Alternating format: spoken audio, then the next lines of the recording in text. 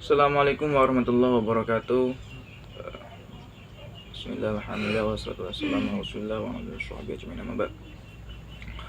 Nama saya Dimas Ilham Musa, kelas MPA 2, Prodi Manajemen Pendidikan Islam. Baiklah. Di sini saya akan membahas tentang materi terakhir, yakni tentang pandangan Islam tentang filsafat. Kepada Bapak Muhammadudin, SPD, MPD, saya hormati. Baiklah, saya akan menyampaikan sedikit materinya. Bismillahirrahmanirrahim. Filsafat merupakan salah satu dari sekian banyak sistem-sistem Islam yang mempunyai pengaruh terhadap pola pikir dan tingkah laku umat Islam. Kata filsafat atau filsafat dalam bahasa Indonesia merupakan kata serapan dari bahasa Arab Yunani, Arab Ibad Ibad Aguj Gnai.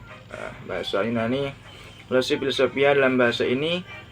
Kata ini merupakan kata majmuk dan berasal dari kata philia atau persahabatan, cinta, dan sebagainya. Dan sophia artinya kebijaksanaan. Sehingga arti harafiahnya adalah seorang pecinta kebijaksanaan, kata kebijaksanaan ya. Kata filosofi yang dipungut dari bahasa Belanda yang juga dikenal sebagai Indonesia, yang dikenal di Indonesia juga. Bentuk tren ini lebih mirip dengan aslinya dengan bahasa Indonesia. Seorang yang mendalami bidang filsafat disebut filsuf.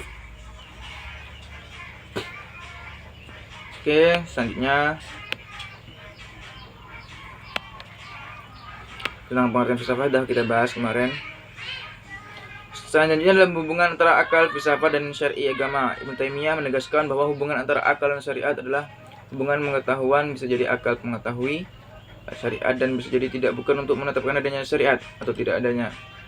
Bahkan Ibnu Taimiyah pernah menyatakan bahwa filsafat itu haram dengan alasan jika seorang filsuf yang tidak kuat akidahnya dengan menyesatkan.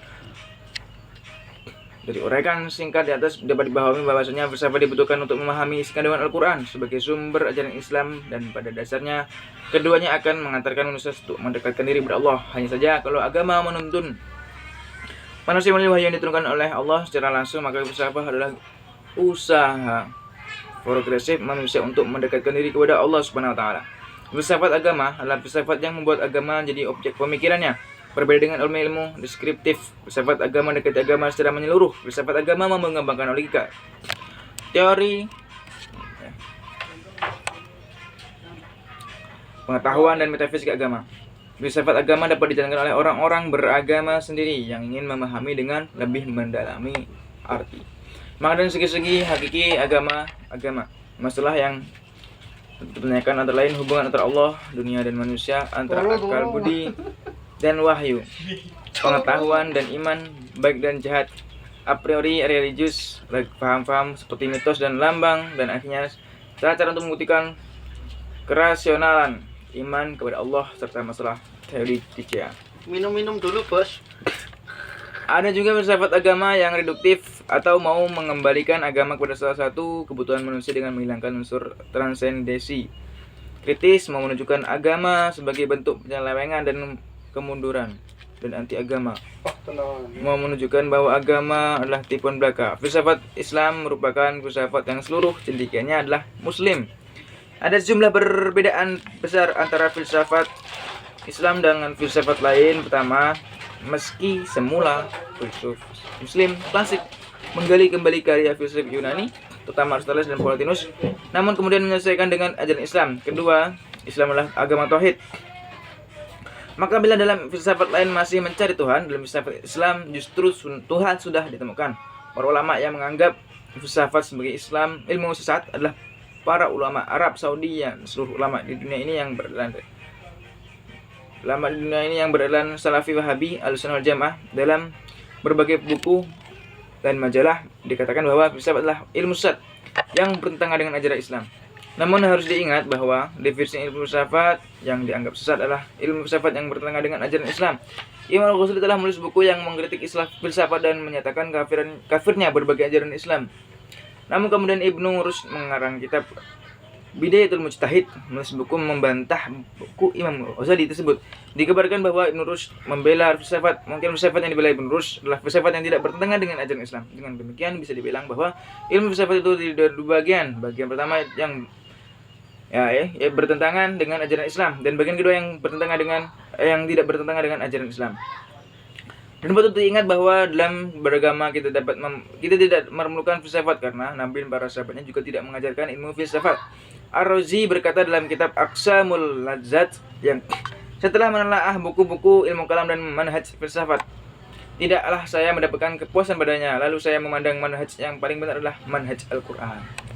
Abu Hamid Al-Ghazali berkata di awal kitabnya Al-Ihya, jika bertanya mengapa dalam Imam Al-Ghazali ini, mengapa dalam pembagian ilmu tidak disebutkan ilmu kalam dan filsafat, dan mohon dijelaskan apakah keduanya itu tercela atau terpuji. Maka ketahuilah hasil yang dimiliki ilmu kalam dalam pembatasan dalil yang bermanfaat telah dimiliki oleh Al-Quran dan hadis.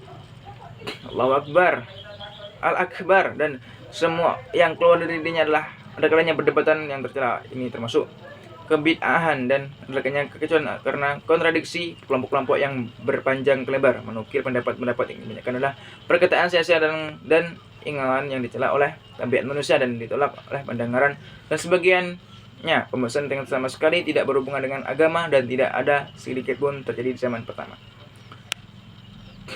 Pemecahan masalah melalui filsafat muslim keyakinan kepada Tuhan harus didasarkan atas kedasarkan akal, bukan kesadaran yang bersifat tradisional, yakni melestarikan warisan nenek moyang bertatapan corak dan besarnya Ahmad Syarif. Akal adalah potensi luar biasa yang dianugerahkan Allah kepada manusia, karena dengan akalnya manusia memperoleh pengetahuan tentang berbagai hal. Dengan akalnya manusia dapat membedakan mana yang benar, mana yang salah, mana yang baik dan mana yang buruk, mana yang menyelamatkan, mana yang menyesatkan, mengetahui rahasia hidup dalam kehidupan manusia. Oleh karena itu adalah pada tempatnya kalau agama Islam sebaik-baiknya dan seluruh-seluruhnya sangat banyak ayat Al-Quran yang memerintahkan manusia menggunakan alat akalnya untuk berpikir, memikirkan alam semesta, memikirkan diri sendiri, memikirkan peranata dan lembaga sosial dan sebagainya. Ada ayat Al-Quran yang Quran surah Al-Imran ayat 150 yang berbunyi, sungguhnya dalam penciptaan langit dan bumi dan silih bergantinya malam siang dan siang terdapat tanda-tanda bagi orang-orang yang berakal. Ini maksudnya. Jadi kesimpulannya apa? Bahwasanya filsafat menurut pandangan Islam, Imam Al-Ghazali bahwasanya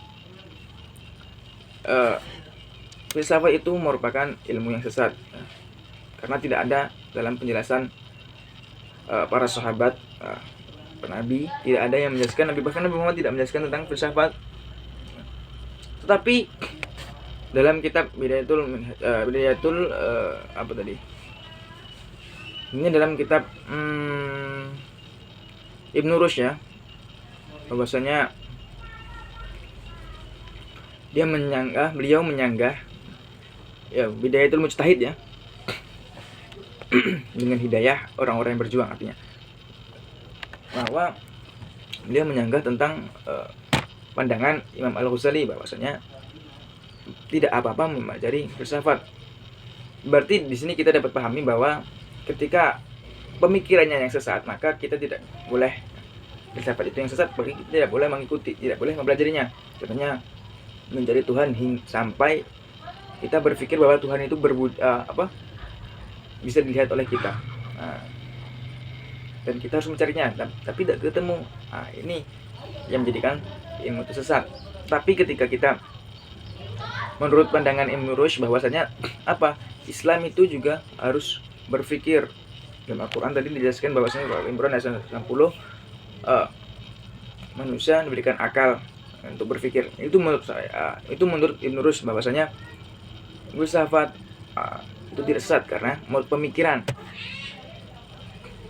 Kita yang sudah diberikan akal oleh Allah wajib untuk menggunakannya, bukan malah merusaknya. Oke, itulah sedikit pembahasan tentang pandangan Islam tentang filsafat.